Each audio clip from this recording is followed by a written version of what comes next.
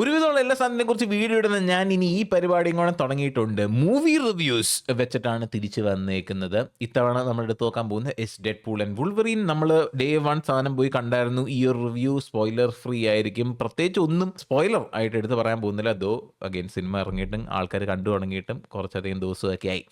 പക്ഷേ first things first, ആദ്യമേ പറയേണ്ടത് എനിക്ക് സിനിമ ഇഷ്ടപ്പെട്ടു ഫ്രം ബിഗിനിങ് ടു എൻഡ്. പക്ഷേ ഇതിന്റെ പോയിന്റ് എന്തായിരുന്നു എന്ന് എനിക്ക് അറിയത്തില്ല.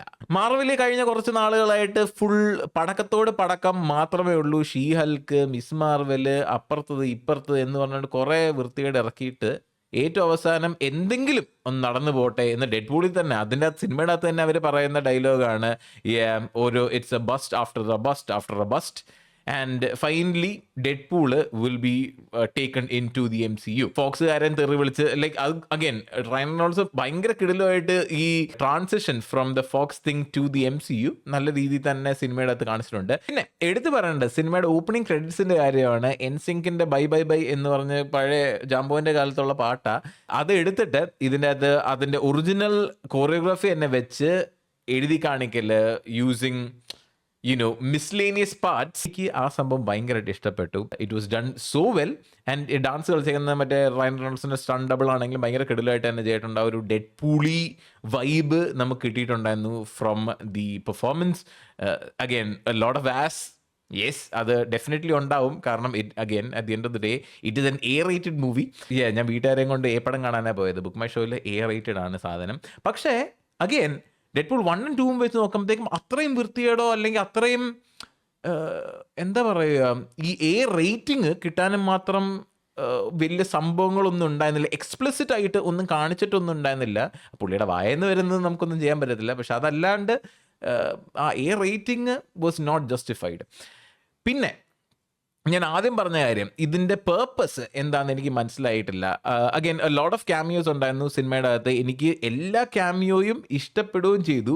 പക്ഷേ വീണ്ടും ഈ എന്താ പറയുക, ഇപ്പോൾ ലോഗൻ ഓൾറെഡി നമ്മൾ പുള്ളിയെ കൊന്നു കളഞ്ഞായിരുന്നു ആ സിനിമയുടെ അകത്ത്. പക്ഷെ തിരിച്ചു കാണുന്നു.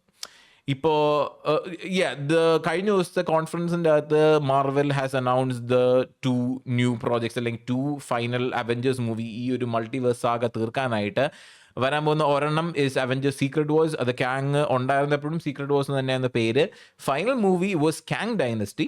അത് മാറ്റി വീണ്ടും മറ്റേ മയേഴ്സ് ഡൊമസ്റ്റിക് വയലൻസ് കേസിൽ പുള്ളിയായിട്ടുള്ള അസോസിയേഷനെല്ലാം വിട്ട് കളഞ്ഞ കാരണം കൊണ്ടും കാങ് എന്ന് പറയുന്ന വില്ലൻ ടാനോസിൻ്റെ അത്രയും കിടലും അല്ലാണ്ടാണ് വന്നത്.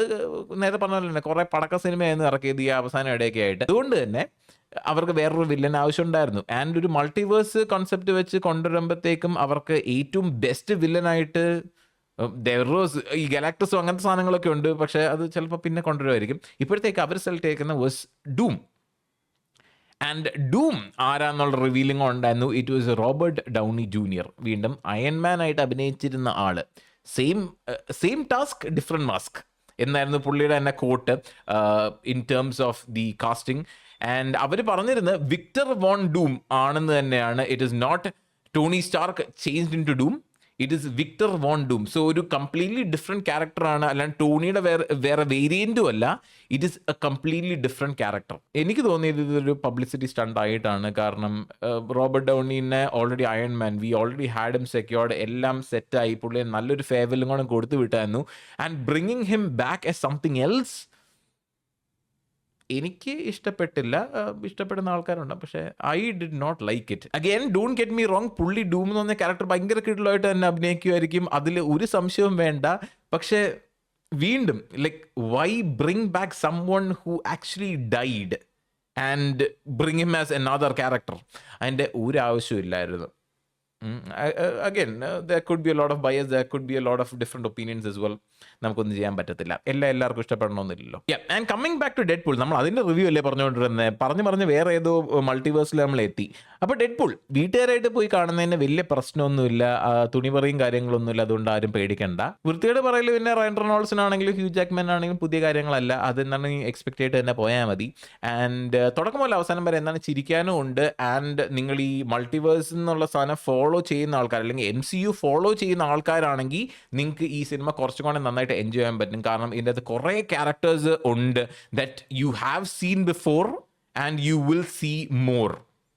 മനസ്സിലായോ? സോ ഇതിന് മുമ്പ് കണ്ടേക്കുന്ന ആൾക്കാരും ഇനി അങ്ങോട്ടേ കാണാനുള്ളതുമായിട്ടുള്ള കുറേ പേരെ നിങ്ങൾക്ക് ഈ ഒരു സിനിമയുടെ അകത്ത് കാണാൻ പറ്റും. ആൻഡ് ഫൈനൽ റേറ്റിംഗ് ഞാൻ കൊടുക്കുകയാണെങ്കിൽ ഇറ്റ് വിൽ ബി എ 7/10.